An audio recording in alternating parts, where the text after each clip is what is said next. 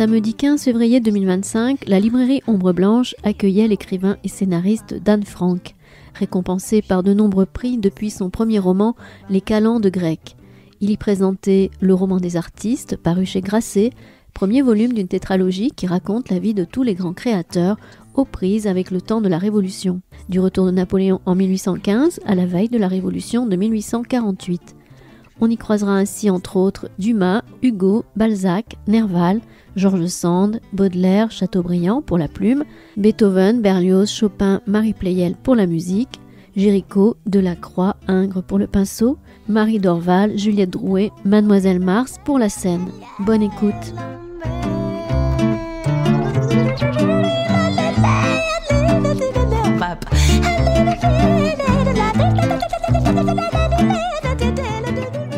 Alors bonsoir à toutes et à tous, merci d'être là à la librairie cet après-midi à la rencontre d'un auteur que nous sommes très heureux et très honorés d'accueillir, Dan Frank, merci. Merci à vous, moi je suis heureux d'être là.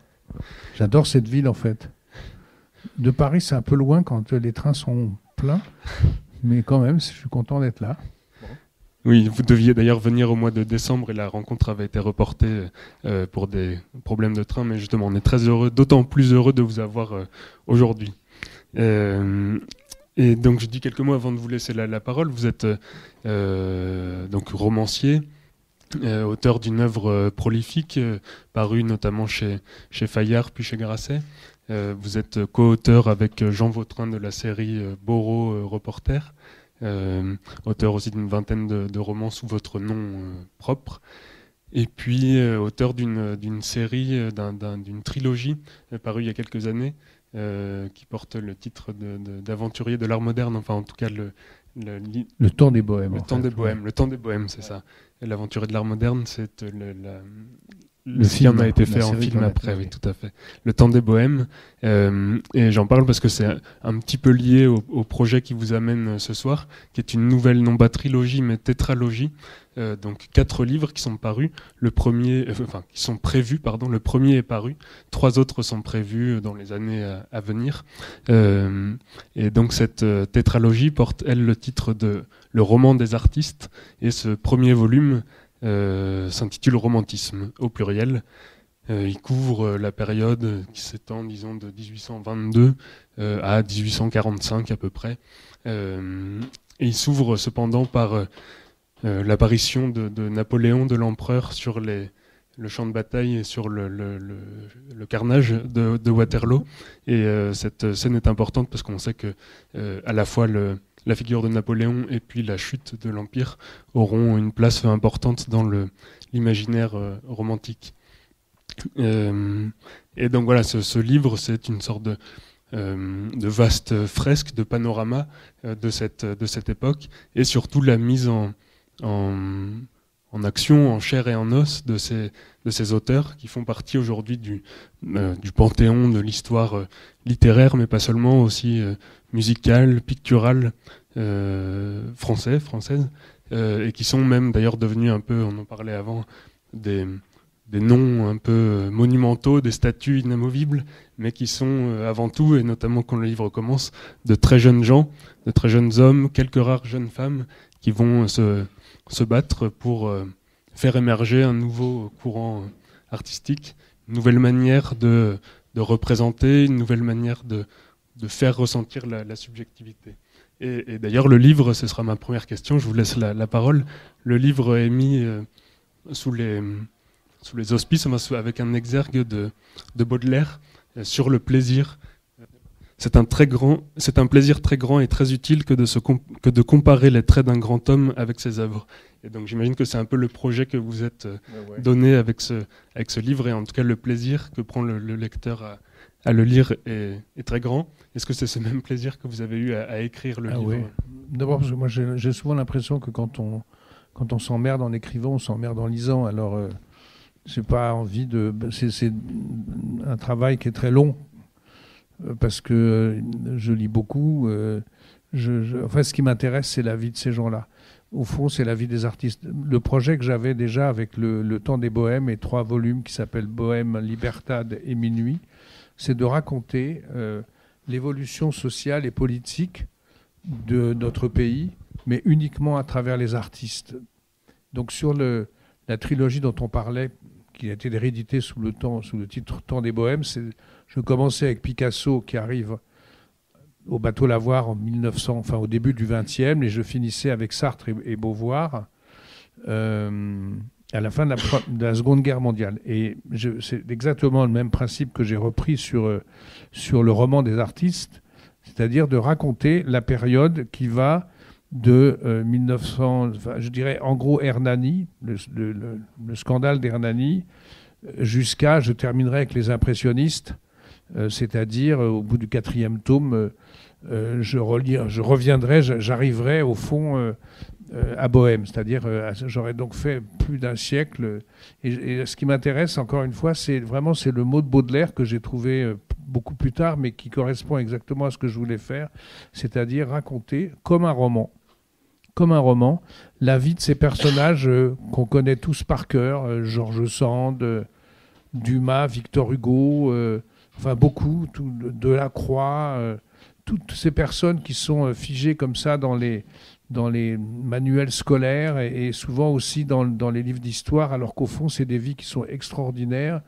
Et on raconte, par exemple, j'avais commencé par articuler les livres autour des révolutions. La révolution de 1830, la révolution de 1848, la Commune.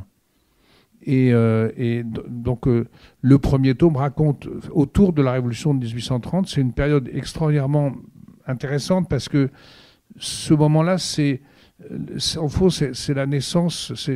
On arrive à la République qui va arriver un peu plus tard. Mais c'est quand même une révolte, une révolution extrêmement importante. Et ce qui m'importe, c'est de raconter, par exemple, comment Dumas passe d'une barricade à l'autre, comment Victor Hugo, qui est très triste parce qu'il doit écrire Notre-Dame de Paris, il est en retard, et son éditeur lui a dit si vous ne me donnez pas le texte dans un an, eh bien, je vous fais un procès. Donc Victor Hugo s'enferme chez lui, il se met en pyjama, il demande à sa femme de garder ses habits pour pas sortir, pour pas participer, mais je vous rassure, il sera là en 48. Et donc c'est extrêmement intéressant de les voir écrire leurs œuvres. Par exemple, on ne comprend pas Dumas si on ne connaît pas l'histoire de son père, qui était un général napoléonien très très puissant, mais qui était esclave. Et on ne comprend pas, en fait, le comte de Monte Cristo si on ne connaît pas cette histoire et la manière dont, finalement, Dumas a voulu venger son père en écrivant ce livre. Donc, il y a toujours un rapport permanent entre la vie de ces personnages, leurs œuvres et le développement de la société dans laquelle ils vivent. Oui, ce sont en plus des vies très... quand ils arrivent, ils apparaissent sur cette scène littéraire ou artistique au sens large, ils sont très jeunes. Et puis, ils ont... alors, Victor Hugo, peut-être lui apparaît en contrepoint, mais ils sont tous très libres, ils mènent des vies aventureuses. En fait, ils arrivent au moment de la Restauration. Et Lamartine a dit une chose qui a été reprise en mai 68 par Pierre Villonson-Pontet. La France s'ennuie. En fait, c'était un mot de Lamartine. Et c'est vrai qu'au moment de la Restauration, il y a l'épopée napoléonienne qui n'est pas loin. Il y a la Révolution française qui n'est pas très loin non plus. Et j'ai commencé ce tome-là, le premier tome, en effet, par la défaite de Waterloo, parce que cette génération-là, c'est Musset qui l'a écrit et il a bien raison. En fait, cette génération-là de gens qui ont 25 ans, même pas, quand ils commencent à inventer le romantisme, qui est une rupture absolue avec les modes classiques, on y reviendra sans doute, mais Musset disait nous sommes tous des enfants de l'Empire et des petits-enfants de la Révolution. Et c'est vrai que Balzac, par exemple, disait, moi, ce que la génération d'avant a fait avec son épée, je le ferai avec ma plume. Or, c'est amusant de constater ça de la part de Balzac, qui était un conservateur épouvantable. C'est-à-dire que je raconte dans le livre ses engueulades avec George Sand, ses engueulades même avec Hugo, qui est beaucoup plus, qui est encore monarchiste, mais qui arrive petit à petit à la République. Et oui, parce que cette question politique, forcément, elle est centrale de l'histoire qui est achevée, la Révolution, l'Empire, mais très rapidement, la Restauration, enfin très rapidement, en 1830, la Restauration va prendre fin avec les Trois Glorieuses, et donc la vie politique française de ces années-là est capitale pour comprendre l'émergence du mouvement. Tous sont plutôt libéraux, mais tous ne sont pas républicains, loin s'en faut. Comment est-ce qu'ils arrivent justement à assurer une cohérence entre leurs différentes idées, quand par exemple on regarde l'œuvre de Hugo, Hugo à l'époque, et moi ça m'intéresse beaucoup au fond de lire les écrits de l'époque, les correspondances, les témoignages. Et par exemple Victor Hugo, qui est une icône absolue pour des générations depuis le 19e, Hugo, à l'époque, il est considéré comme opportuniste. Voilà. Opportuniste, et puis on se moque de lui parce que, par exemple, il a un rapport aux femmes qui est un rapport... la condition des femmes à cette époque-là est absolument inouïe. George Sand, par exemple, George Sand est issu d'un milieu riche. Sa mère ne l'était pas, mais sa grand-mère était riche. Et quand George Sand se marie, la fortune de sa grand-mère va à son mari. Et comme elle demande non pas le divorce qui n'existait pas encore, mais la séparation de biens et de corps, il y a donc elle fait un procès avec un avocat, etc., qui est par ailleurs son amant, parce que c'était une croqueuse de messieurs. Eh bien, elle obtient une séparation de corps, et donc une pension alimentaire, et la pension alimentaire lui est versée par son ex-mari à partir de sa fortune à elle. Ce qui en dit long quand même sur le rapport. Bon, et quant à Victor Hugo, il a une femme, il a une maîtresse, Juliette Drouet, et puis il en a une troisième qui s'appelle Léonie Donnet, qui est beaucoup plus jeune que lui et qui est très amoureuse. Donc ils prennent un jour un studio ensemble pour se retrouver, puis un matin on frappe à la porte. Et c'est le mari avec un huissier, constat d'adultère. Victor Hugo, à l'époque, il est pair de France, c'est-à-dire l'équivalent de sénateur. Et la loi fait que quand il y a un constat d'adultère comme ça, la maîtresse va directement en prison, sans jugement. Quant à l'amant, soit le mari porte plainte et il y a procès, soit le mari ne porte pas plainte et l'histoire est étouffée. Or, Hugo, qui est pair de France, évidemment, ça la fout mal et la presse en parle un petit peu. Il y a des allusions comme ça un peu salaces, notamment de Lamartine. Et Hugo, à l'époque, est donc très ami avec Louis-Philippe. Et il va voir Louis-Philippe, puis il lui dit, voilà, c'est un peu embêtant parce que si ça sort, ça va être compliqué. Et donc, Louis-Philippe contacte ou fait contacter par ses services le mari trompé, qui est un peintre, un assez mauvais peintre. Baudelaire en parle un peu, d'ailleurs, on parle un peu. Et il lui dit, voilà, on va vous acheter quelques œuvres, mais vous ne portez pas plainte.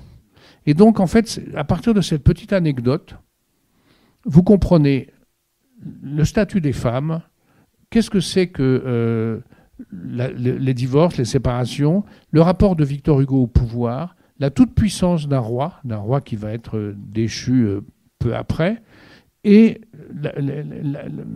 le rôle des femmes dans l'œuvre de Victor Hugo.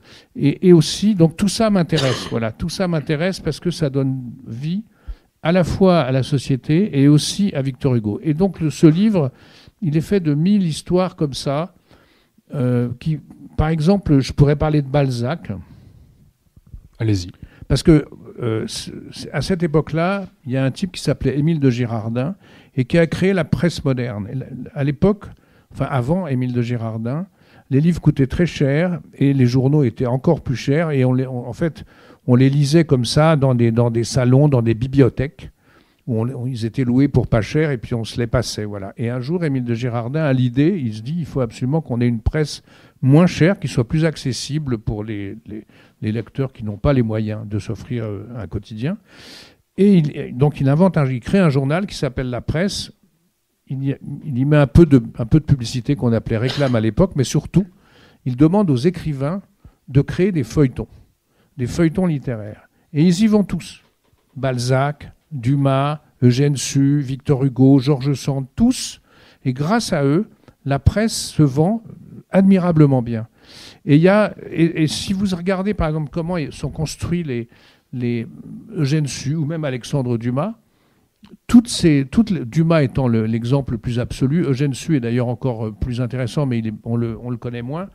Mais Dumas, il écrit Le Comte de Monte-Cristo, puis il écrit 14 livres en même temps. Il a une toute petite équipe, notamment avec Auguste Maquet, qui est historien, qui lui apporte des idées. Bref, lui, il écrit dans la presse, dans Le Siècle, dans plein de journaux, en fait. Il a 15 mains, en fait. Et il ne s'est pas ponctué, en fait. Dumas, il a appris à ponctuer. C'est Louis-Philippe, qui n'était pas encore roi, qui lui a appris à ponctuer vaguement. Et en fait, il avait toujours quelqu'un, ou souvent quelqu'un, qui ponctuait derrière lui. Et bref, grâce à des gens comme ça, Dumas, George Sand, ceux dont je viens de parler, Balzac, la presse commence à éclore, la presse moderne, et les journaux se vendent admirablement bien. Et la règle, c'était qu'il fallait... Girardin, donc le patron de ce journal, avait dit il faut que à chaque jour, on ait envie d'aller plus loin. Donc il faut que vous fassiez ce qu'on appelle aujourd'hui dans les séries des cliffhangers.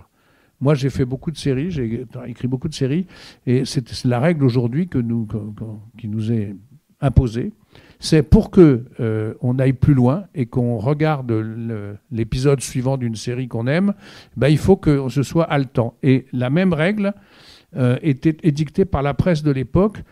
Et c'est d'ailleurs c'est Théophile Gautier qui avait inventé un mot. Nous, on dit cliffhanger aujourd'hui. Et Théophile Gautier on appelait ça des traquenards d'intérêt. Et donc, c'est une modernité absolument formidable. Voilà. Et donc, toute cette littérature, qui est la littérature du 19e, qui est une littérature très riche et très belle, est née avec la presse.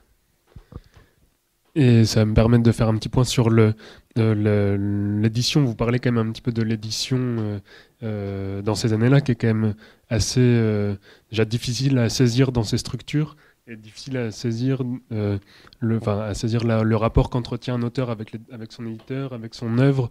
Souvent, les écrivains, et Balzac s'en plaint beaucoup, sont spoliés de leur œuvre. Il y a des contrefaçons partout. Ça a l'air très difficile de s'en En Belgique, par exemple, la Belgique est spécialisée dans la fabrication des œuvres, enfin des plagiats ou bien des éditions clandestines. Et c'est la raison pour laquelle Balzac et Victor Hugo, d'ailleurs, en même temps, créent la Société des gens de lettres. C'est pour essayer de trouver une espèce de loi, de règle. Parce que, en fait, Balzac, et un peu comme Dumas, d'ailleurs, c'est deux personnes qui couraient après l'argent. Il y avait un besoin d'argent. Ils étaient tous promis par leur famille plus ou moins bourgeoise, ce qui n'est pas le cas de Dumas, mais plutôt le cas de Balzac. Il faisait du droit, en fait. Il fallait qu'il soit clerc de notaire ou des choses comme ça, parce qu'évidemment, il y a des écrits de Baudelaire, par exemple, et de Flaubert, surtout, sur les études de droit. J'espère que vous n'avez pas d'enfants qui font des études de droit et qui lisent Flaubert en même temps, parce que Flaubert est terrible. Et Balzac et Dumas sont des gens qui ont absolument besoin d'argent, c'est-à-dire qu'ils découvrent un monde, ils sont fascinés. Dumas va se faire construire un château extraordinaire en bordure de Seine, il va avoir un théâtre privé, puis il va faire faillite complètement. À un moment donné, il n'aura plus rien. Et quant à Balzac, il faut imaginer Balzac qui vient de sa province et qui arrive dans Paris. Il est gros, il se tient pas bien à table, il mange quasiment avec ses doigts, il a des dents très noires, mais il a un regard fascinant. Et quand il arrive dans les salons, on se moque un peu de lui à cause de ses manières de rustre. En plus, il a une canne dont on a beaucoup parlé parce qu'il avait fait mettre des saphirs dessus. Mais dès qu'il parle, tout le monde est fasciné. C'est un type complètement fascinant. Et il passe son temps, en fait, à écrire. Et il ne cesse d'écrire. Et il n'a pas l'idée de la comédie humaine tout de suite. C'est-à-dire qu'il fait du feuilleton. Et puis, à un moment donné, il décide de rassembler son œuvre, de croiser les personnages, et donc il la reprend. Et Balzac s'est écrit, mais tout le temps. C'est même fascinant. Et Victor Hugo, c'est pareil. C'est-à-dire quand vous regardez la quantité de correspondances et leurs œuvres, c'est absolument magnifique. Et Balzac, par exemple, c'est une histoire que je trouve formidable. Balzac, quand il a 20 ans, il envoie une lettre à sa sœur, il lui dit « Trouve-moi une héritière riche ».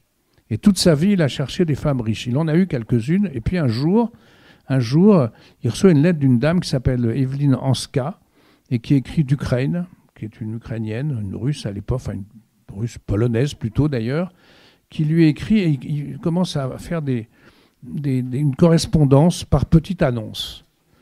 Et puis ils s'écrivent pour de vrai, et au bout de la troisième lettre, Balzac comprend qu'elle est très très riche, donc il lui dit « Belle inconnue, je vous aime ». Et tout son rêve, ce sera de rencontrer cette femme et de l'épouser. Il y a une correspondance extraordinaire de Balzac avec Madame Hanska, et il lui écrit tout le temps, au point qu'à un moment donné, il lui dit il en a marre parce que bon, elle veut pas se marier avec lui, elle est mariée, il se rend compte, mais elle a un mari, donc elle vient avec le mari, ce qui n'empêche pas Balzac de la conquérir. Donc il lui écrit sans arrêt, puis un jour il lui dit mais vous vous rendez pas compte, mais quand je passe 4 heures à vous écrire, ça me coûte tant d'argent, parce que sinon je pourrais écrire mes livres, mes feuilletons. Et puis finalement, le mari meurt, donc Balzac est tout content, et il se dit « Ah, enfin, je vais pouvoir l'épouser ». Mais le problème, c'est qu'elle se méfie parce qu'elle comprend que Balzac dépense beaucoup d'argent, dont le sien, parce qu'évidemment, elle lui en prête, ou elle lui en donne. Et quand le mari meurt, Balzac essaie d'avoir des autorisations du tsar qu'il ne veut pas, et quand enfin il a l'autorisation du tsar, il va là-bas. Avant, il achète une maison avec l'argent de la dame qui est très très riche. Il est fasciné quand il va là-bas parce qu'elle a plein de paysans, plein de les serfs de l'époque, des domaines. Enfin, il est fasciné. Bref, elle accepte de se marier avec lui. Donc, il se marie, il rentre en France et 1 mois après ou 2 mois après, il meurt. Mais il a écrit une œuvre extraordinaire et sa correspondance, qu'on lit peu, est tout à fait merveilleuse. Et quand on lit, par exemple, les correspondances sont des moments merveilleux, formidables, parce que, par exemple, si vous lisez la correspondance de Flaubert avec Louise Collet, qui est donc son amante, et en fait, c'est quoi ? Il y a peut-être 20 ans d'écart entre les deux correspondances, peut-être 30, mais pas plus. Maximum, je dirais 20. C'est pas du tout les mêmes lettres. Et de la même manière que ce ne sont pas du tout les mêmes œuvres. Balzac est complètement foisonnant. Il écrit, il revient sans arrêt sur son travail, mais Flaubert, c'est Madame Bovary, il met 5 ans à écrire Madame Bovary. Et ses lettres sont très concises et d'une modernité absolue, alors que Balzac, il est plutôt, je dirais, baroque. Et d'ailleurs, vous parlez aussi de la vie, de sa vie quotidienne à Balzac, qui est occupé à écrire des lettres à Madame Hanska ou à ses riches maîtresses, occupé à écrire son œuvre à lui, et aussi occupé à fuir ses créanciers. Ben oui, parce que il a des dettes partout. Il achète des maisons, il les meuble, et puis il déménage parce qu'il fuit les huissiers. Alors à un moment donné, par exemple, il achète une maison à Ville-d'Avray. Il pense qu'à Ville-d'Avray, c'est-à-dire en fait dans la banlieue parisienne, il va arriver à faire pousser des ananas et à être très riche avec les ananas, évidemment.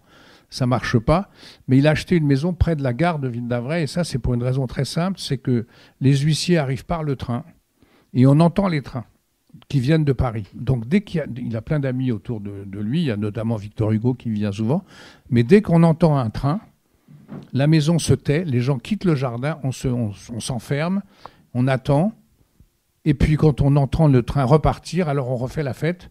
Il n'y a pas eu d'huissier. Et toute la vie de Balzac est rythmée comme ça. Il a des faux noms, il a des prête-noms, il déménage en cachette.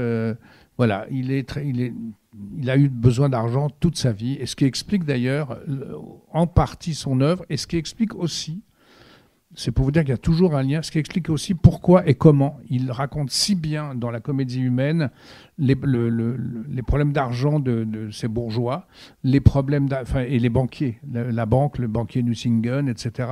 Tout ça, Balzac connaît par cœur parce qu'au fond, c'est sa vie. De la même manière que chez Victor Hugo, Les Misérables, ça va venir de la Révolution de 1848 et de l'œuvre d'Eugène Sue, dont il s'est beaucoup inspiré, etc. Donc il y a un lien permanent. Et pour vous dire, l'idée m'est venue de raconter ces livres-là un jour où j'ai réalisé ou lu quelque part, mais il y a longtemps, qu'au moment où Marx parlait de la division du travail et de la société industrielle, c'est-à-dire en fait où réellement le travail se divisait et se spécialisait, Berlioz inventait l'orchestre symphonique moderne. Et l'orchestre symphonique moderne, c'est-à-dire un orchestre gigantesque, beaucoup plus grand que les orchestres de chambre avant, et qu'il partageait et répartissait les cordes, les cuivres, les percussions, etc. Et ça vient beaucoup de Berlioz. Et au fond, c'est vrai que c'est arrivé exactement en même temps que la révolution industrielle.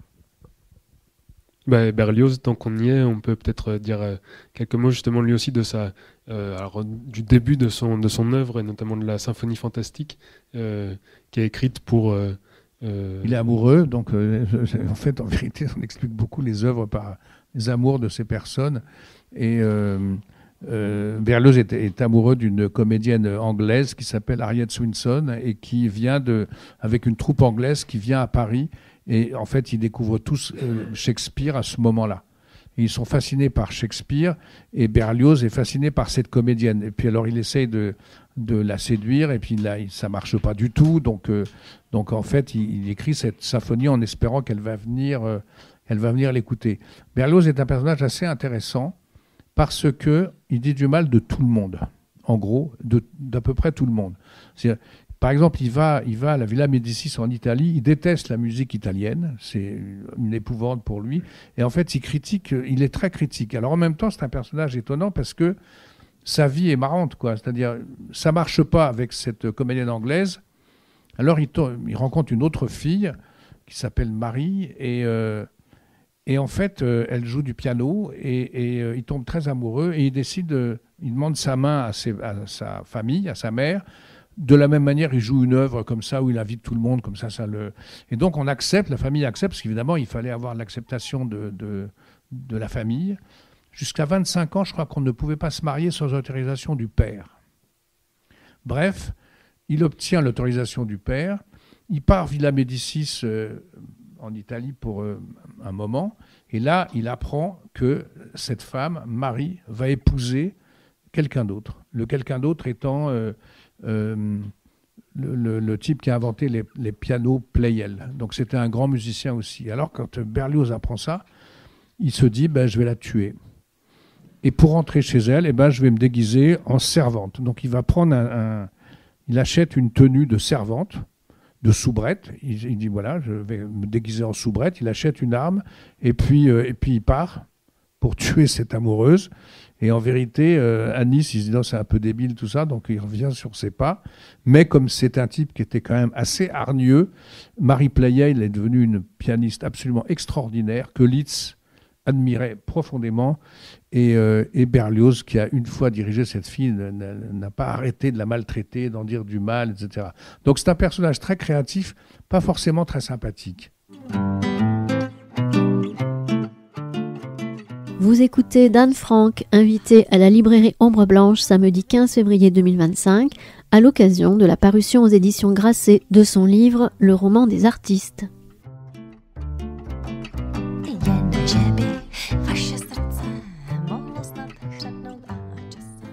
Et alors on a parlé déjà un petit peu de la littérature, on y reviendra bien sûr, mais de la musique, et le romantisme, c'est aussi la peinture, c'est aussi en tout cas quelques peintres. C'est Géricault, et surtout en fait le truc très étonnant, c'est que le grand peintre qui représente le romantisme, c'est Delacroix. Delacroix qui a écrit La liberté guidant, qui a peint La liberté guidant le peuple, et qui est en effet une peinture très nouvelle en ceci qu'elle représente le peuple. Et qu'on rompt absolument soit avec la tradition de Ingres, qui lui montre beaucoup les bourgeois, ou bien la tradition ancienne qui date de Napoléon, avec David, qui montrait des célébrités, où on pouvait aussi montrer faire des peintures qui remontaient des temps plus anciens. Mais lui, il raconte le peuple, et en fait, étonnamment, cette peinture qu'il a peint pendant la Révolution de 1830, et donc qui a toujours semblé être l'image absolue du romantisme et de cette révolution-là, qui est une révolution romantique.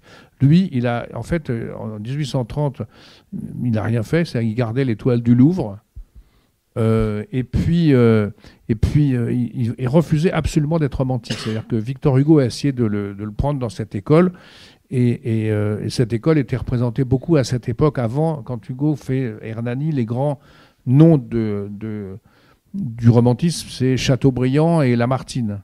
C'est-à-dire des poésies qui sont, on connaît un peu leurs poésies, elles nous paraissent très anciennes maintenant. C'est-à-dire, et quand Delacroix a écrit une chose que moi, à un moment donné, je trouvais extrêmement drôle, il dit « Je ne suis pas romantique. Moi, quand j'ai envie de séduire une fille, je ne vais pas l'emmener regarder la forêt ou les étoiles en lui disant « c'est beau, c'est beau ». Donc, il n'était ni romantique, ni révolutionnaire. Et pourtant, ce tableau incarne absolument la nouvelle peinture et la révolution romantique. Et pour en revenir à la littérature, Balzac lui-même était très critique envers le courant romantique, non, où il ne tenait pas spécialement à en faire partie, à être associé. Non, en fait, les grands noms du romantisme, c'est malgré tout Delacroix, parce que même s'il refusait, il a quand même, sa peinture est quand même une peinture très nouvelle par rapport aux temps anciens dont je viens de parler. C'est beaucoup le théâtre. Le romantisme passe beaucoup par le théâtre. Le théâtre, c'est comme le cinéma aujourd'hui, c'est-à-dire qu'il y a des actrices qui sont merveilleuses, comme Marie Dorval, dont je parle beaucoup, qui était une amie de Dumas, et qui étaient vraiment des stars de l'époque, quoi. Et les premiers scandales très importants du romantisme, en effet, c'est Hernani, et c'est Dumas qui a écrit une pièce avant, dans laquelle c'est à propos de cette pièce dont on a parlé. On a énoncé pour la première fois le mot de romantisme, mais ce sont les deux grands fondateurs, je dirais, du romantisme français. Et ça se fait au théâtre parce que les pièces aujourd'hui, elles paraissent assez anciennes, hein, c'est désuètes quand même. Mais on n'écrit plus en vers, on écrit en prose, ce qui est nouveau. On n'est pas obligé de faire 3 actes, on fait ce qu'on veut. Et puis, on peut changer de point de vue et surtout... on peut représenter, c'est un peu Hernani, on peut représenter des gens normaux comme vous et moi, ou des petits princes qui tombent amoureux d'une reine et qui créent une jalousie formidable. Et on montre par exemple un roi cocu, ce qui est absolument inadmissible. Donc je ne vous raconte pas les rapports non plus avec la censure. C'est-à-dire que la censure était omniprésente. Et par exemple, pour non pas Hernani, mais des pièces de Dumas et même d'autres pièces de Hugo, c'était toujours contrôlé par la censure en avant. Et on se disait, mais non, là vous parlez d'un roi du XIVe siècle, mais en vérité c'est Louis-Philippe, ou bien c'est Charles X. Donc il fallait jouer avec tout ça et c'était parfois assez compliqué.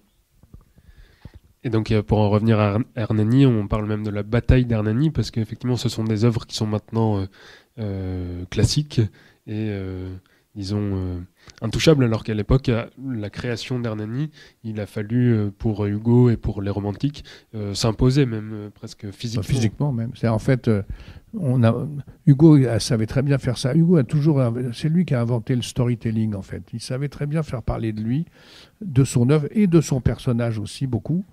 On parlera de lui avec la photo après si vous voulez, mais toujours est-il que il s'est débrouillé pour que ses amis et ses points d'appui dans la presse parlent d'Hernani avant la première représentation d'Hernani. Si bien que tout le monde savait que ce serait un scandale absolu. Alors il y avait des conservateurs qui sont venus pour attaquer cette pièce et Hugo lui a fait venir sa troupe qui était dirigée par Théophile Gautier. Ils ont pris les premiers rangs et puis l'idée c'était on applaudit pendant que les autres vont huer. Et donc le premier spectacle d'Hernani, et ça a duré assez longtemps, a été un scandale absolu parce que tout le monde se tapait dessus, il fallait interrompre les représentations et donc cette pièce paraît aujourd'hui comme étant la première, alors qu'en vérité c'est la seconde pièce du romantisme, Dumas l'ayant précédée.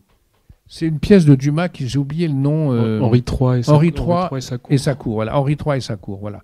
C'est la première fois que, à la fin d'Henri III et sa cour, on a prononcé, les étudiants qui étaient là et qui regardaient, criaient « Vive le romantisme ». Donc c'est la première pièce romantique, mais Dumas qui était quand même un type... moi j'adore Dumas, c'était un type absolument généreux et formidable. Il s'est toujours effacé devant Victor Hugo. Et d'ailleurs, au début, ils se regardaient avec un peu... Il y a beaucoup de jalousie quand même. Hein. Par exemple, dans l'écriture des feuilletons, quand Balzac se fait dépasser par Dumas, il est vraiment pas content. Et donc il arrive... Balzac, dans son œuvre, les descriptions sont souvent très longues. Et Dumas, c'est beaucoup plus rapide. Dumas, il y a un imaginaire absolument extraordinaire. Donc en fait, il est plus demandé parce que Girardin vend plus ses journaux quand c'est Dumas qui écrit plutôt que quand c'est Balzac. Et puis quand va arriver Eugène Sue, qui est aussi un personnage merveilleux, quand Eugène Sue va arriver, il va battre tout le monde. Et là, ça va être la jalousie absolue, sauf Dumas. Dumas n'a jamais été jaloux de personne. Et un peu de Hugo au début, puis finalement, il adore Hugo. Et puis, ils sont très amis. Et ils sont très amis aussi parce que le romantisme, c'est alors un courant, une école, on peut l'appeler comme on veut, mais c'est aussi justement des lieux de sociabilité littéraire, des salons, voilà, dans lesquels ces jeunes gens se rencontrent, ils échangent, ils se mesurent aussi les uns aux autres en lisant leurs œuvres à haute voix. Les salons sont tenus par les femmes. Les femmes sont des vraies muses de l'époque. Je parle d'une femme qu'on connaît pas assez, une femme merveilleuse qui s'appelle Marie Dagoult, qui avait un salon. C'est une femme merveilleuse parce que elle, en fait, on parle beaucoup de George Sand, mais pas d'elle. Et elle vient de la très haute bourgeoisie. Elle a un père très riche. Et puis, elle est dame de, enfin, elle est à la cour, quoi. Elle est à la cour du roi. Elle fait les révérences et tout ce qu'il faut. Et puis un jour, elle rencontre un musicien dont elle tombe absolument follement amoureuse. C'est Franz Liszt.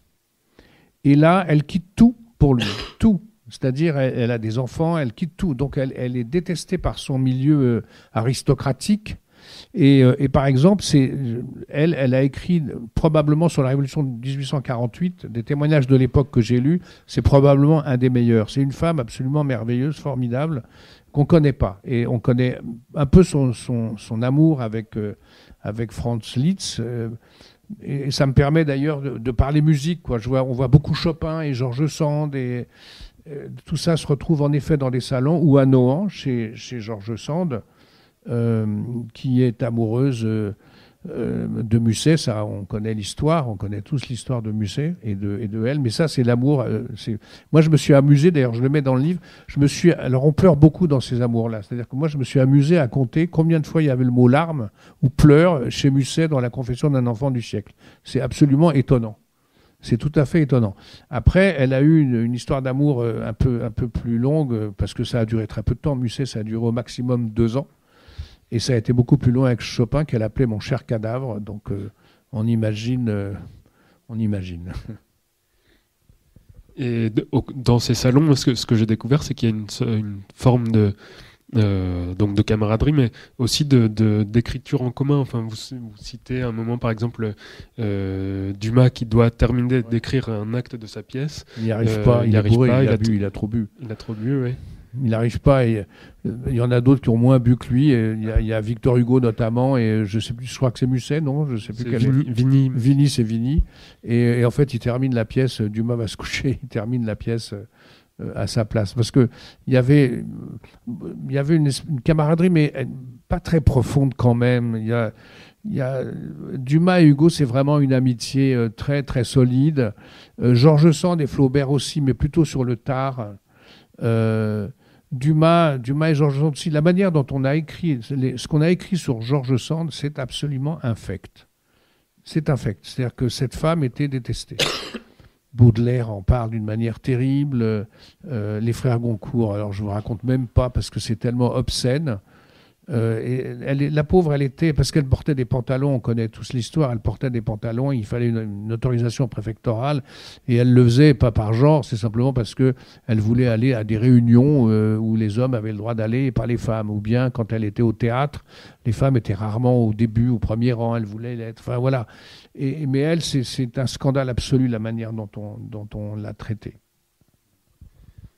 Et oui, juste pour terminer sur ses œuvres en commun, il y a aussi Balzac à un moment qui cherche, lui aussi, on lui dit le théâtre c'est la gloire et l'argent facile et rapide, donc il se dit qu'il n'est pas plus idiot qu'un autre qui va écrire une pièce, et il l'écrit là aussi en collaboration avec Théophile Gautier, il me semble. Mais il n'arrive pas, enfin Balzac au théâtre c'était pas très, très, très bien, quoi. Donc ils ont tous commencé par le théâtre, enfin vraiment, et puis après, à partir du moment où Girardin a créé ce journal La Presse, ils sont tous venus, ou presque tous venus au feuilleton. Pareil, il y a un type dont je voudrais parler parce qu'on ne le connaît pas, c'est Eugène Sue. Eugène Sue, c'est un type, il est fils et petit-fils de médecins. Ses parents voulaient qu'il soit médecin. Il avait fait un peu de médecine navale. Il a un peu voyagé. Et puis il s'est mis à écrire des livres dont il considérait lui-même que c'était pas des très bons livres. C'était des livres, des romans de mer, quoi. Et puis un jour, alors donc c'est un type qui a de l'argent. Et il vit à Paris dans une maison où il y a des chiens. Il se balade sur des chevaux anglais au bois de Boulogne. C'est un dandy. C'est un dandy, voilà. Et un jour, il a un de ses copains qui s'appelle Félix Piat, qui est un député, et qui lui dit « Mais tu connais rien au peuple ». Et il l'emmène chez un ouvrier assez cultivé. Et Eugène Sue passe une nuit à écouter ce type qui lui raconte la condition ouvrière et qu'est-ce que c'est que Paris à l'époque. Paris à l'époque, c'est sale, c'est pauvre, sauf dans les quartiers ouest, c'est toujours resté d'ailleurs la même chose. Et Eugène Sue écoute ce type raconter la misère ouvrière. Et quand il sort de là, il dit « Je suis socialiste ». Et il rentre chez lui et il écrit Les Mystères de Paris. Et Les Mystères de Paris, c'est un triomphe énorme, extraordinaire, plus même que Dumas. Parce que à la fois les gens de la classe ouvrière on raconte ce que c'est et qui elle est, et les bourgeois viennent dans Paris pour s'encanailler, en repérant les lieux dont parle Eugène Sue. Eugène Sue était très autocritique, c'est-à-dire que lui-même considérait qu'il n'était pas un grand écrivain, mais une fois qu'il a eu parlé à cet ouvrier et une fois qu'il a eu écrit Les Mystères de Paris, il est devenu un vrai socialiste. Il s'est présenté aux élections en 1948. Il a été rejeté par, évidemment, Napoléon III. On l'a vilipendé à un point inimaginable en racontant qu'il mangeait dans de la vaisselle en or, enfin ce genre de choses, alors qu'en vérité, il est mort pas très riche et il avait tout donné aux paysans de son village, quoi. C'est un type comme ça, une figure dont j'avais envie de parler parce qu'on ne la connaît pas, quoi. Oui, ces textes sont encore disponibles, mais effectivement moins lus que notre... Vous les trouverez à Ombre Blanche, je les ai vus tout à l'heure. Mais moins lus en effet que ceux par exemple d'Alexandre Dumas, bon, qu'il a très en vogue cinématographique, mais qui lui, ses romans, c'est une véritable, déjà à l'époque de Gérardin, etc., une véritable industrie. Certaines mauvaises langues ont même parlé de la maison Alexandre Dumas et compagnie. C'est vrai. Pour l'écriture de ces romans. Est-ce que vous pouvez nous parler un peu de ça, de sa collaboration notamment avec un historien et un écrivain qui s'appelle Auguste Maquet? Alors, oui, Maquet était un historien et donc c'est une collaboration très, très intense, puisqu'ils ont fait ensemble Les Trois Mousquetaires, Le Comte de Monte Cristo, enfin les gros succès de Dumas, ils les ont fait ensemble. Et donc, faut imaginer quand même que, encore une fois, il y a un dessin de Dumas, là, je peux pas, enfin une caricature de Dumas où on le voit écrire, il a 15 mains, tellement il écrivait partout, et donc il se faisait aider par des collaborateurs. Le premier d'entre eux étant Auguste Maquet. Donc, il y a eu un contrat, ils ont signé un contrat ensemble. Maquet ne devait pas co-signer les œuvres de Dumas parce que la signature de Dumas était très bankable, celle de Maquet, pas trop. En plus, Maquet avait publié un ou deux livres qui n'avaient eu absolument aucun succès. Donc, Dumas lui donnait de l'argent, mais il signait tout seul des œuvres qui ont quand même été fabriquées à deux, écrites à deux. Et il y a eu donc un accord, qui était un accord entre eux, un accord signé.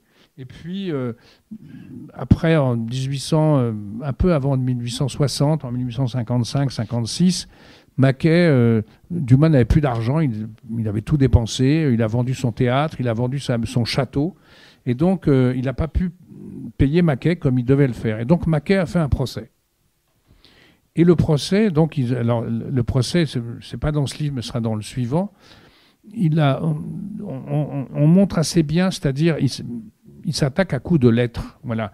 Maquet dit voilà, Dumas m'a envoyé cette lettre en me demandant de finir le chapitre. Et Dumas lui dit mais non, mais c'est pas exactement la vraie lettre c'est celle-ci. Bref, au terme de ce procès, Dumas a été condamné à payer 25% des droits de tous les livres qu'ils avaient écrits ensemble. Et en revanche, Maquet n'a pas eu le droit de signer. Il demandait la copropriété des œuvres et en fait, il n'a pas eu le droit à cause de cet accord antérieur qui le condamnait en fait à l'anonymat. Mais c'est au fond profondément injuste car en vérité, les œuvres de Dumas qu'on connaît tous auraient dû être signées par les deux. Et bien sûr, Dumas et plusieurs de ses des biographes, notamment de Dumas postérieurs, ont remis en cause cette participation de Maquet à l'œuvre, enfin certains en tout cas, mais il y a notamment un épisode d'un feuilleton parce que Dumas habitait à Saint-Germain, donc le feuilleton faisait l'aller-retour, arrivait en train à Paris pour la mise en composition au journal, et il y a un épisode, père incarné, Maquet le refait, et en fait, et Dumas écrit de son côté, et finalement c'est exactement le même. Enfin ça, bon, je crois que ça fait partie un peu de la légende, mais je crois pas trop à cette histoire quand même, quoi. Et comme moi j'ai écrit avec Jean Vautrin, beaucoup, je sais que ça se passe pas comme ça quand même quand on écrit à deux. Et malgré tout, vous gardez un grand attachement pour Alexandre Dumas. Vous avez parlé de Gensu. Parce que, encore une fois, Dumas, d'abord, j'adore cette œuvre. Bon, voilà, c'est comme ça. Et il y a des œuvres qui ont été écrites par lui seul, notamment son journal, qui est absolument merveilleux, qui est hélas introuvable. Mais là, il l'a écrit seul. C'est un journal qui raconte sa naissance. Alors, il baratine beaucoup, quoi, Dumas. C'est quelque chose que j'adore chez lui. Il a un imaginaire absolument extraordinaire. Par exemple, quand Maquet écrit 10 pages, il en fait 60 avec ces 10 pages-là, quoi. Il a un imaginaire et c'est un type aussi généreux que sa langue, quoi. Et quand, par exemple, ça, ce sera dans le tome 2 qui sortira en octobre, où je raconte que quand il a 55 ans, à l'époque, c'est quand même, c'est pas tout jeune, quoi. Et ben, il part en Italie, il affrète une goélette avec l'argent qui lui reste d'un contrat qu'il a obtenu, et il rejoint Garibaldi en Italie, quoi. Et il devient marchand d'armes, c'est-à-dire qu'il retourne à Marseille, il lui achète 250 fusils, 10 000 munitions, et Dumas, c'est ça, quoi. C'est ça que j'aime chez lui, alors que Victor Hugo, lui, c'est un sage, il a un poids absolument considérable, et Dumas se tape un peu, il s'en fout de l'image qu'il peut donner, quoi, ça l'intéresse pas.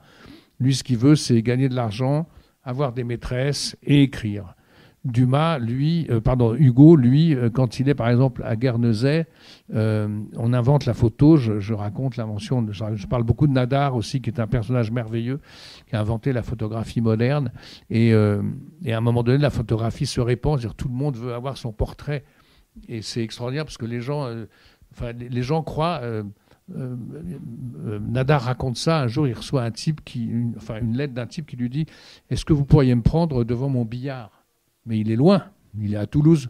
Et il croit qu'en fait, on peut arriver à le prendre à photographie à distance. Enfin, c'est vous dire l'impact de la photographie détestée par Baudelaire. Mais par exemple, Hugo, lui, se faisait photographier par son fils. Alors c'était Hugo réfléchissant, Hugo regardant la mer, Hugo le coude posé sur... Enfin bref, c'est un truc absolument incroyable. Et à un moment donné, il écrit à son éditeur et il lui dit « On pourrait vendre ces photos, quoi, peut-être ». L'autre dit « On ne va pas aller jusque-là quand même, quoi ». Mais il avait une espèce de conscience de lui-même, Hugo, qui était... et en même temps, tout le monde le craignait et tout le monde le respectait. Par exemple, Flaubert, je crois que c'est Flaubert ou Balzac, je ne me souviens plus très bien, qui ne veut pas sortir en même temps que Hugo parce qu'on sait que Hugo va vendre beaucoup. Donc c'est des personnages qui sont très différents, mais qui racontent formidablement bien leur époque, quoi. L'exil de Hugo, on comprend très bien ce que c'est que le coup d'État de Napoléon Bonaparte. Et on comprend aussi que, parce qu'il faut savoir quand même que Napoléon III a été soutenu par toute la gauche. Il est arrivé avec un programme de gauche, un livre qui s'appelait L'extinction du paupérisme. Il a été soutenu par Proudhon, par Hugo, etc. Et il a fait une politique de droite. Ça vous rappelle quelqu'un ? Moi, oui. Et alors, j'ai d'autres questions, mais peut-être vous en avez aussi parmi vous. Si quelqu'un a lu le livre ou au contraire ne l'a pas lu et souhaiterait rebondir, n'hésitez pas. Pourquoi Balzac a intitulé son œuvre La comédie humaine. Et pourquoi Hugo n'a pas intitulé son œuvre La comédie humaine? Parce que c'est pas la même chose. Parce que le but de Balzac, il y a un texte, il y a par exemple un mot de Baudelaire qui parle de Balzac et qui dit quand vous voyez un tableau et que vous mettez Balzac dedans, Balzac va essayer de savoir, si par exemple, imaginons c'est un village, qui habite ce village, combien gagnent les gens, comment sont les maisons à l'intérieur, etc., etc. Et Balzac veut raconter la société. Voilà. C'est pas le cas de Hugo. Hugo. D'abord, Hugo a écrit beaucoup des contemplations, de livres de poésie, ce que Balzac n'en a pas fait. Et Balzac était très, très concentré sur ça. Je veux montrer la société. La paysannerie, d'ailleurs, la comédie humaine est partagée entre les récits de paysannerie ou de campagne, de ville, etc., etc., etc. Donc il avait un projet d'une totalité, ce qui n'était pas du tout le cas de Victor Hugo. Et en plus, Victor Hugo a écrit bien des livres politiques, c'est-à-dire il a écrit Napoléon le Petit, il a écrit une critique formidable, très, très violente contre Napoléon III, alors que Balzac, lui, n'a pas écrit de politique, et d'ailleurs il était extrêmement conservateur, ce qui n'était pas le cas de Hugo à partir du moment où il s'est exilé. Bonsoir, je suis impressionné par votre science. Non, c'est pas de la science. Ah ben si, vous savez des choses quand même, on ne peut pas dire le contraire. Alors j'aimerais savoir, à partir de quel document, justement, vous arrivez à collecter toutes ces informations qui ne sont pas vraiment dans les livres accessibles. Ouais. C'est des correspondances, ouais. C'est beaucoup des correspondances. C'est beaucoup des correspondances, c'est beaucoup des journaux de l'époque aussi. C'est beaucoup des choses comme ça que je découvre.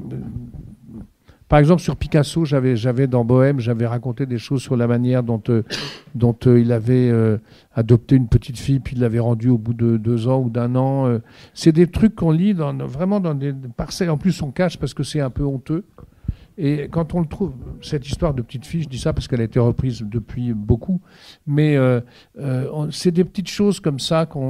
Par exemple, sur Victor Hugo, j'ai lu, je ne sais plus comment et je ne sais plus où, que quand il était à Guernesey, je suis allé à Guernesey, Hugo était un homme incroyable parce qu'il a acheté une maison, il participait aux travaux, il a peint les murs, il a fait il y a des VH Victor Hugo absolument partout, hein, bien sûr, mais il s'est fait un bureau absolument extraordinaire, tout en haut, au dernier étage, avec vue sur la France, un lieu extraordinaire. Et à côté, il y a une petite pièce.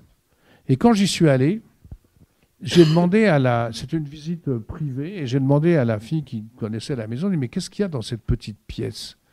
Et elle me dit des outils de jardin. Je dis, ah bon, des outils de jardin au dernier étage d'une maison, c'est quand même bizarre, quoi. Et je dis, à l'époque, elle me dit, c'était exactement pareil. En vérité, pas du tout. C'était la chambre des bonnes, qui était contiguë au bureau de Victor Hugo. Il avait fait un trou dans le mur, et puis il les regardait quand elles se déshabillaient, et puis il allait les voir. Il leur donnait un peu de sous, puis il repartait. Voilà. Voilà, j'ai trouvé ça, je ne peux plus vous dire où j'ai trouvé ça, je ne me souviens pas bien, mais on trouve, quand on cherche, on trouve, et j'ai trouvé, y a plein de trucs comme ça que je trouve avec, oui, des écrits de l'époque, parce qu'à l'époque, les gens ne sont pas sanctifiés comme ils le deviennent après. C'est-à-dire qu'on en parle comme on parlerait comme un journaliste pourrait parler de moi, ou moi de vous, Voilà, c'est-à-dire qu'il n'y a pas cette espèce de sacralisation que le temps apporte. Et donc, il y a une réalité humaine qui est bien plus intéressante. Par exemple, il y a des écrits de Lamartine sur Hugo, ou de Hugo sur Lamartine, qui sont formidables. Et Lamartine, c'est un personnage qui est moins fantasque, mais c'est quand même lui qui a proclamé la Deuxième République en 1848. C'est un personnage complètement... Mais, par exemple, Lamartine parlait de lui-même à la 3e personne. Il disait « Lamartine pense que » en parlant de lui. Eh bien, c'est formidable de découvrir un truc pareil. Parce que ça vous permet on les voit, quoi. On est avec eux. Et moi, c'est cette réalité-là qui est une réalité, au fond, sociologique et romanesque. Mais comme moi, je suis romancier et que j'aime bien les histoires, j'essaie de grouper les deux. Et mes sources sont celles-ci, voilà. Enfin, il y a une bibliographie, vous verrez à la fin du livre, elle est énorme quand même, quoi. Mais il y a des livres qui sont introuvables, que j'ai réussi à trouver. Voilà, quoi. C'est un peu mes sources, c'est un peu ça. Et j'écris, encore une fois, en fait, ma manière de travailler, par exemple, là, je travaille sur le 3e tome, parce que le 2e va sortir dans quelques mois. Et donc, je suis sur Édouard Manet. Il y a beaucoup de peintures après, Édouard Manet. Donc, je commence à lire beaucoup autour de ça et je cherche les aspérités. Des moments, je cherche, par exemple, Manet, je cherche où je vais accrocher le truc. C'est-à-dire, je ne vais pas faire une biographie d'Édouard Manet, ça ne m'intéresse pas. Mais ce qui m'intéresse, je dis ça parce que c'est mon travail en ce moment, mais c'est les scandales de son œuvre Olympia ou Le déjeuner sur l'herbe. Alors du coup, je regarde autour les critiques, etc., etc. Et sur Hernani, c'est pareil. J'ai regardé, voilà, c'est les critiques, les journaux. Voilà, c'est toute une espèce d'assemblage comme ça de choses. Et ce que je cherche, c'est l'anecdote, l'histoire qui va me permettre de rentrer là-dedans. Voilà, c'est un peu comme Dumas écrivait. Vous voyez ce que je veux dire? C'est-à-dire, il faut que s'il y a des descriptions, il faut qu'elles viennent après. Par exemple, le livre commence là sur, je dirais pas qui, mais c'est un jeune garçon qui regarde Napoléon qui arrive et qui va à Waterloo. Bon. Et après, je décris Waterloo parce que c'est quand même la fin de l'Empire. Et le jeune garçon, il revoit Napoléon qui repasse à la fin de Waterloo, après l'échec de Waterloo. Et Napoléon est défait. Il est défait, il est blanc, il a perdu et il le sait. Et ce jeune garçon, je peux vous le dire, parce que finalement, c'est pas grave, c'est Alexandre Dumas. Et Alexandre Dumas a réellement vu Napoléon aller et Napoléon revenir. Et Dumas c'était très intéressant son rapport à Napoléon, parce que le père, je ne sais pas si vous savez ça, mais je le raconte aussi, le père d'Alexandre Dumas était fils d'esclave. Et c'est une histoire absolument terrible. C'est-à-dire que le grand-père de Dumas était un petit marquis sans fortune. Et il va à Saint-Domingue, et à Saint-Domingue, il fait du trafic un peu de canne à sucre, peut-être un peu d'esclaves. Et il achète une esclave très belle qui s'appelle Marie Cécette, avec qui il a 3 enfants. Et cette fille qui s'appelle Marie Cécette, à un moment donné, le marquis, il a besoin d'argent pour rentrer en France et il la vend. Et il vend ses enfants. Et avec ça, il rentre en France. Et l'aîné de ses enfants, qui était un garçon, il l'a acheté ce qu'on appelle à réméré, c'est-à-dire qu'il avait la possibilité de le racheter. Et donc, il le rachète.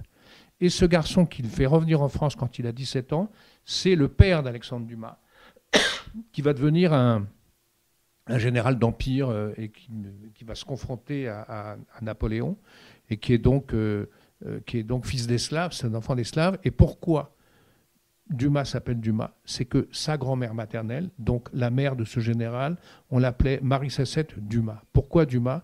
Parce qu'elle était la maîtresse Dumas, de la maison Dumas, Maès.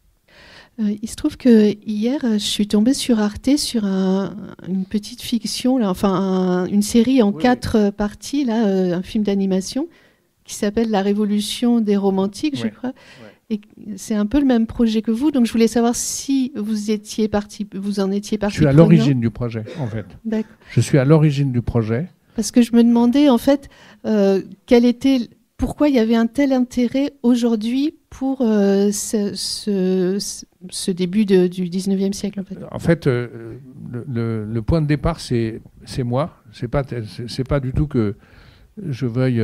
mais c'est vrai que c'est moi qui suis à l'initiative de la série romantique et qui ai proposé à Arte cette série il y a longtemps maintenant, parce que c'était très compliqué à faire.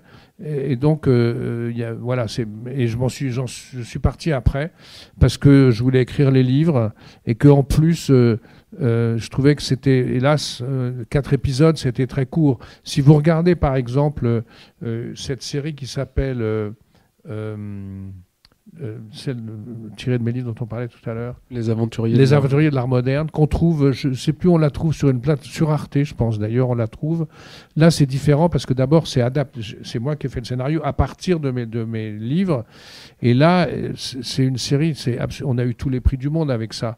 Mais on avait droit, on a eu 6 épisodes. Et en 6 épisodes, on peut raconter des choses. En 4 épisodes, raconter le romantisme, en pages de scénario, 4 épisodes, ça fait 200 pages.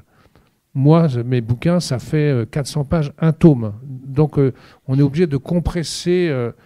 Et en plus, moi, il y a toujours une thématique qui m'importe. Et à la fois dans cette série-là, du romantisme et de celle d'avant, enfin qui chronologiquement se passe après, le temps des bohèmes en livre et les aventuriers de l'art moderne en film, c'est l'engagement des artistes. Moi, c'est ça qui m'intéresse, c'est-à-dire comment ces gens-là s'engagent dans la société.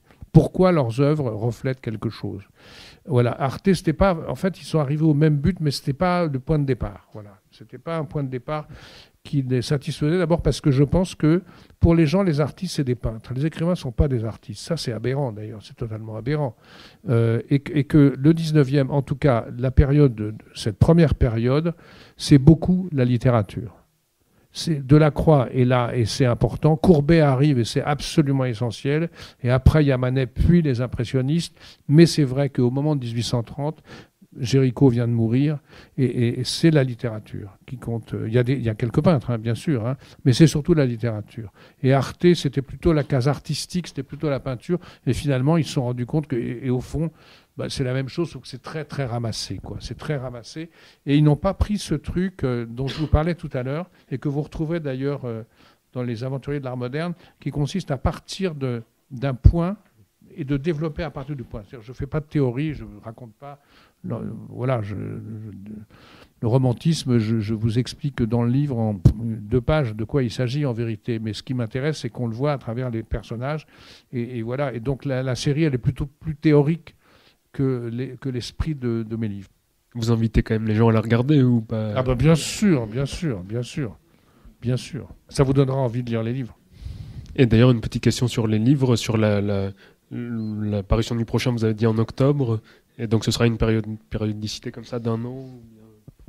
Non, le prochain sera, parce que j'ai beaucoup travaillé déjà sur, il est fini en fait, hein. Mais les tomes 3 et 4, je pense que je mettrai un peu plus de temps d'abord parce que ça change, c'est pas la même chose. En vérité, on pourrait presque dire que les 2 premiers tomes, c'est un diptyque, c'est quelque part les mêmes personnages. Et puis ils meurent, quoi. Donc il y en a d'autres qui arrivent et ils se donnent la main. Et on change vraiment d'époque à partir du 3e, quoi. Où là, la peinture est massive. Même dans le 2e. Dans le 2e, c'est beaucoup Courbet. Courbet, c'est très, très important. Courbet, c'est la fin du romantisme, c'est le début du réalisme. Et le romantisme, encore une fois, on a toujours l'idée de le romantisme, on a vraiment l'impression que c'est, oui, Chateaubriand et Lamartine, quoi, et que c'est une période un peu molle, etc. Alors qu'en vérité, c'est pas du tout ça.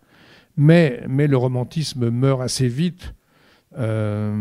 Il meurt assez vite et il est remplacé. Mais ça fait rien. Il a fait une rupture, il a créé quelque chose et les artistes qui grandissent à partir de cette époque-là vont développer leur propre langage. Alors il me reste à vous remercier. Merci à vous d'être venu de si loin. Hein. D'être venu.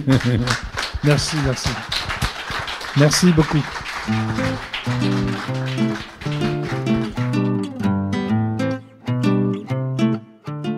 Vous avez pu écouter à l'instant Dan Frank autour de la publication de son livre Le roman des artistes chez Grasset, premier volume d'une tétralogie à venir. Dan Frank est l'auteur de nombreux ouvrages littéraires et d'essais, parmi lesquels Les enfants, La séparation, Le vol de la Joconde, L'arrestation, et avec Jean Vautrin de La Dame de Berlin, Mademoiselle Chat, Cherbourg, La fête à Bourreau, Bourreau Est-Ouest. Rencontre enregistrée à la librairie Ombre Blanche à Toulouse, samedi 15 février 2025, et réalisée et mise en onde par Radio Radio, avec Radio Radio Plus et Radio Terre.